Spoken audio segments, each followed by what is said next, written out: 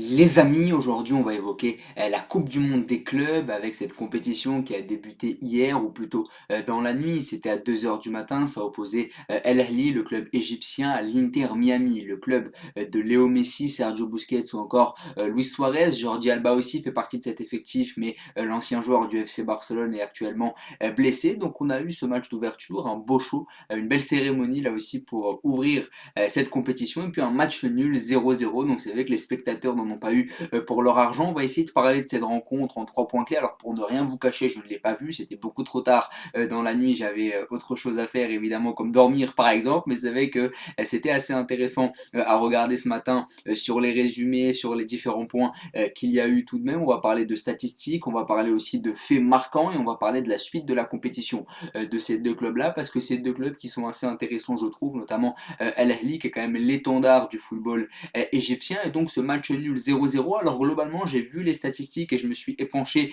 sur les différents résumés que j'ai pu m'octroyer. C'est vrai qu'on a eu une rencontre plutôt équilibrée d'un point de vue statistique. Dès qu'on voit la fiche statistique, on se dit que c'était très équilibré, mais finalement quand on regarde la majorité des occasions obtenues sur le résumé, c'est vraiment Al Ahly qui a eu énormément d'occasions, avec notamment un penalty en toute fin de première mi-temps raté par Mahmoud Trezeguet, l'ancien joueur d'Aston Villa, qui est revenu du côté d'Al Ahly spécialement pour la compétition. On ne sait pas s'il continuera après, mais en tout cas Mahmoud Trezeguet, international égyptien, ancien d'Aston Villa de la première ligue, donc joueur d'expérience qui a manqué son penalty face à un Oscar Oustari, gardien de l'Inter Miami, qui était très bon hier, qui est très expérimenté, 38 ans, il compte quelques caps avec la sélection d'Argentine, même s'il a arrêté depuis plus d'une décennie maintenant. C'est un joueur qui avait évolué aussi du côté du championnat espagnol et qui a écœuré les attaquants égyptiens, notamment Mahmoud Trezeguet sur ce penalty en fin de première mi-temps. Le fait marquant côté Al Ahly, le fait marquant principal, c'est cette blessure d'Emam Achour, l'ailier égyptien d'Al Ahly, qui est vraiment un joueur star du côté de l'Afrique, un profil très feu follet, très dribbleur, très créatif, qui s'est blessé dès la 14e minute, fracture de la clavicule. Al Ahly ne pourra donc plus compter sur lui pour la suite de la compétition et c'est très préjudiciable en termes de visibilité aussi parce que c'est un joueur qui attirait vraiment les foules du côté des stades américains pour les supporters égyptiens et c'est assez décevant et dramatique aussi parce que c'est un joueur qui avait vraiment à cœur de disputer cette compétition. Il avait l'air de vraiment souffrir, que ce soit physiquement mais même mentalement, de devoir rater la suite de la compétition sur sa sortie. Donc ça a été une sortie qui a fait mal au cœur quand même de nombreux supporters égyptiens, pardon. Donc c'est vrai que c'est assez décevant là aussi. Et puis Al Ahly est privé d'un joueur de très grand talent pour la suite de la compétition. Ce qu'on peut aussi noter, c'est le fait que cette équipe d'Al Ahly, elle est quasiment à 2 d'expected goals. Donc même si sur le plan statistique c'était assez équilibré, que ce soit en termes de possession de balle, que ce soit sur les frappes, tu arrives quand même à 2 quasiment d'expected goals. Alors c'est dû au penalty où Al Ahly a eu énormément de chances de marquer, mais globalement c'est une équipe qui a su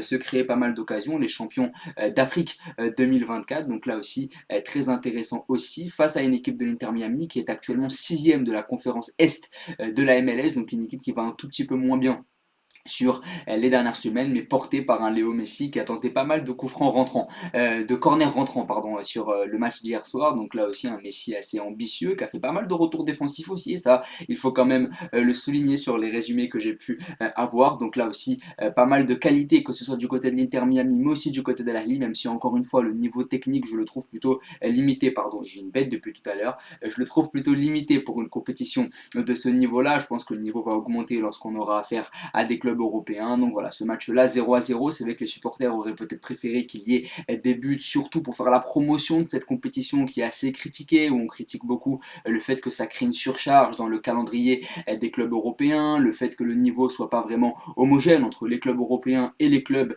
qui font partie du reste des continents mondiaux. Donc voilà, là aussi c'est assez décevant. Il va falloir faire taire les nombreux détracteurs de cette compétition, mais pour l'instant ce match-là n'a pas vraiment fait la publicité de la Coupe du Monde des clubs avec ce 0-0, même si on a quand même vu des belles choses avec des joueurs de qualité, notamment Abou Ali, l'attaquant d'Al Ahly, l'attaquant palestinien qui a inscrit 10 buts en 16 matchs cette saison de championnat égyptien, donc là aussi pas mal de qualité. On retrouve aussi Achraf Dari, l'ancien brestois, dans la défense centrale. On retrouve aussi Mohamed Ali Ben Ramzan, le milieu de terrain tunisien qui a évolué à l'Espérance de Tunis, mais qui a aussi évolué à Ferencvaros, qui est reparti en Afrique, donc du côté d'Al Ahly. Donc on retrouve quand même des joueurs de qualité et puis un vivier fort qui fournit la sélection égyptienne avec des joueurs comme El Shenawi, comme Fathi, comme Hani, là aussi des joueurs égyptiens qui sont souvent là lors des différentes CAN, qui font parler d'eux sur les grandes compétitions internationales avec l'Égypte et qui sont encore là avec Al Ahly. Donc une base forte de joueurs égyptiens, une équipe qui a remporté la Ligue des Champions en 2024 aussi, mais une équipe qui s'est inclinée lors de la Ligue des Champions 2025 dès les quarts de finale où ils se sont fait éliminer par les Mamelody Sundowns, pardon. Donc voilà, cette équipe d'Al Ahly là aussi, légende, équipe de légende du continent africain.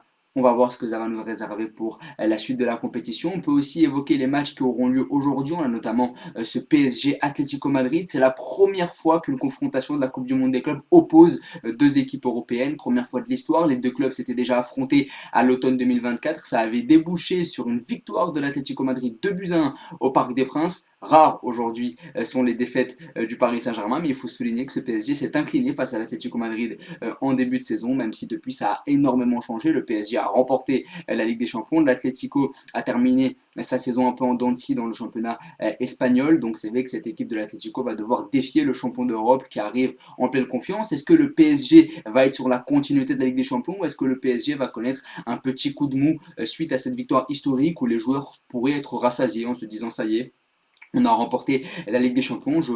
J'attends de voir comment est-ce que le PSG va aborder cette compétition, même si encore une fois, je ne pense pas que les supporters du PSG seraient vraiment déçus que leur club se fasse éliminer assez tôt au vu de la saison exceptionnelle qu'ils ont fournie, au vu du fait que cette Coupe du Monde des clubs, elle symbolise un peu le bonus pour ce Paris Saint-Germain. Encore une fois, ça dépend des clubs. Le Real Madrid va tout miser dessus, Manchester City aussi. C'est pour ça que les Citizens sont autant dépensés sur ce début de mercato. Mais pour des clubs comme le PSG qui ont déjà tout gagné, est-ce que ça revêt d'une importance capitale? Je ne sais pas. C'est surtout une compétition qui est faite pour permettre aux clubs qui ont fait une mauvaise saison de sauver leur palmarès. À voir si le PSG va la prendre au sérieux. Mais connaissant un peu Luis Enrique au niveau de la méthode qui est dite dans les médias, je pense qu'il va inculquer évidemment ces valeurs-là, d'aller chercher cette compétition-là en tant que bon gagnant, bien sûr. Donc voilà, on aura ce PSG Atlético qui va être intéressant, et puis on va avoir ce Bayern Auckland aussi aujourd'hui, le Bayern Munich qui a enregistré le départ de Leroy Sané du côté de Galatasaray, même si le joueur va jouer cette Coupe du Monde des clubs avec le Bayern, qui affronte une équipe d'Auckland City qui a gagné 11 des 13 dernières Ligues des Champions de la zone Océanie. Donc c'est vraiment un mastodonte du football néo-zélandais, du football un peu en Nouvelle-Zélande, en Australie, etc. Donc équipe de qualité, même si il faut quand même le souligner, c'est une équipe qui a de nombreux joueurs qui n'ont pas le statut professionnel.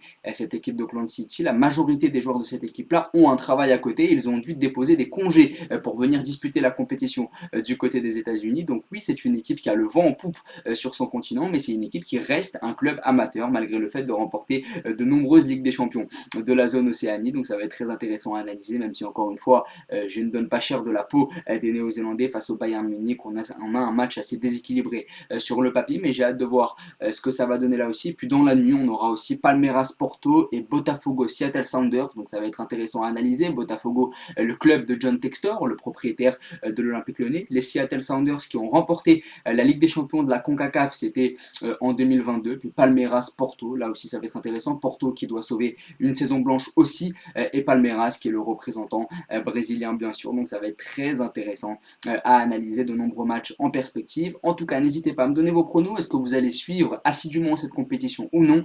À vous abonner, à liker et à partager. Merci beaucoup.